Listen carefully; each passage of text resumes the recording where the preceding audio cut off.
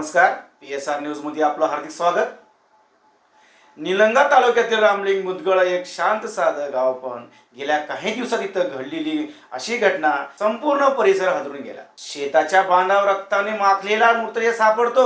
गुलाब विलास खरोसे, घरचा करता मुलगा, मेहनती शेतकरी, खून कोणी केला? बाहेरचा शत्रू की घरातलाच कोणी? तपास सुरू झाला आणि उघड होऊ लागली नात्याच्या आड दडलेली काळी बाजू। शेताच्या वादातून पेटलेला राग आणि सख्या भावाने घेतला भावाचा जीव। या थरारक धक्कादायक प्रकरणाचा संपूर्ण उलगडा पाहूया। लातूर जिल्ह्यातील निलंगा तालुक्यात शेतीच्या जमिनीच्या वादातून सख्या भावानेच भावाचा खून केल्याची धक्कादायक घटना समोर आली आहे। या घटनेमुळे संपूर्ण परिसरात खळबळ उडाली आहे। 17 फेब्रुवारीच्या संध्याकाळी गुलाब विलास खरोजे हे शेतात गेले होते, मात्र दुसऱ्या दिवशी सकाळी त्यांच्या शेताच्या बांधावर रक्ताच्या थारोळ्यात पडलेला मृतदेह आढळला।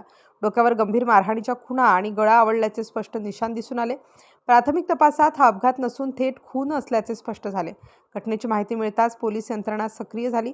पोलीस अधीक्षक अमोल तांबे, अपर पोलीस अधीक्षक मंगेश चव्हाण यांच्या मार्गदर्शनाखाली आणि स्थानिक गुन्हे शाखेचे पोलीस निरीक्षक सुधाकर बावकर यांच्या नेतृत्वाखाली विशेष पथकाने तपास सुरू केला।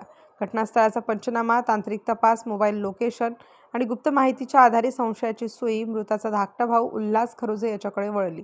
गेल्या काही महिन्यांपासून शेतीच्या तुकड्यावरून दोघांमध्ये तीव्र वाद सुरू होता।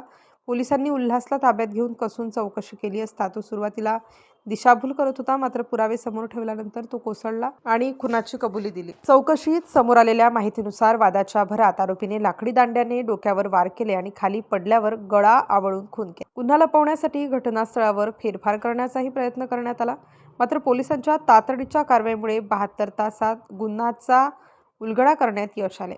आरोपीला अटक करण्यात आली असून न्यायालयात हजर केले असता त्याला पोलीस कोठडी सुनावण्यात आली आहे। पुढील तपास सुरू आहे। शेतीच्या काही गुंठ्यांच्या वादातून रक्ताच्या नात्याचाच गळा घोटला गेला।